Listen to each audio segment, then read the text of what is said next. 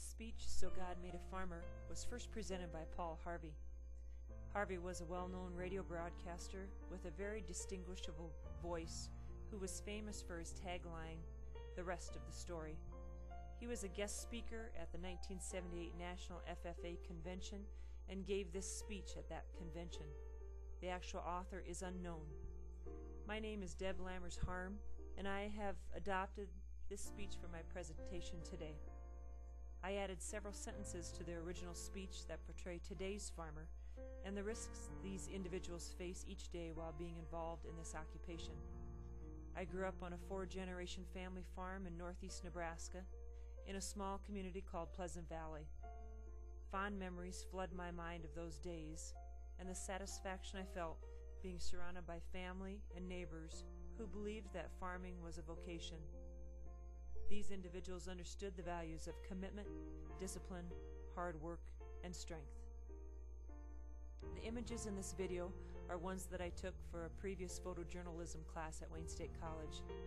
The images are from a family farm located in Randolph, Nebraska, along with their local church, St. Francis Catholic Church. The images were taken during the fall harvest. And now I present So God Made a Farmer. And on the 8th day, God looked down on his planned paradise and said, "I need a caretaker." So God made a farmer. God said, "I need somebody willing to get up before dawn, milk cows, work all day in the field, milk cows again, eat supper, then go to town and stay past midnight at a meeting of the township board." So God made a farmer. I need somebody with arms strong enough to wrestle a calf and yet gentle enough to cradle his own grandchild. Someone to call hogs, tame cantankerous machinery, pull fat cattle in the spring, and temper strong-willed horses. So God made a farmer. God said, "I need somebody willing to sit up all night with a newborn colt and watch it die, then dry his eyes and say, 'Maybe next year.' I need somebody who can shape an axe handle from an ash tree, shoe a horse, who can fix a harness with hay wire, feed sacks, and shoe scraps, who during planting time and harvest season will finish his 40-hour week by Tuesday noon and awake in the morning with a stiff back and be up for another 72 hours of work." So God made a farmer.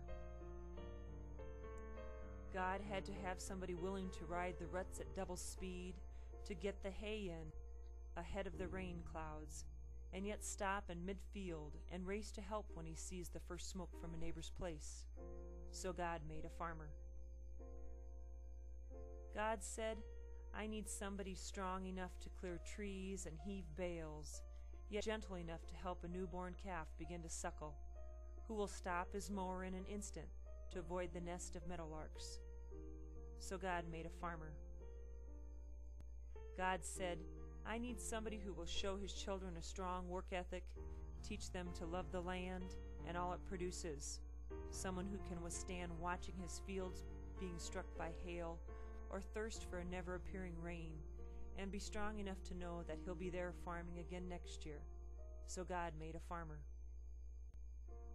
God had to have somebody with an unending faith in the Creator and a solid belief in the farming lifestyle. He needed someone who understood commitment, discipline, hard work, and strength, someone who operated on honesty, respect, and a firm handshake. So God made a farmer. It had to be somebody who'd plow deep and straight and not cut corners, somebody to seed and weed, feed and breed, break, disc, plow, plant, strain the milk, replenish the self-feeder, and finish a hard week's work with the 5-mile drive to church. Somebody who'd nail a family together with the soft, strong bonds of sharing, who would laugh and then sigh and then respond with smiling eyes when his sons say they want to spend their lives doing what Dad does. So God made a farmer.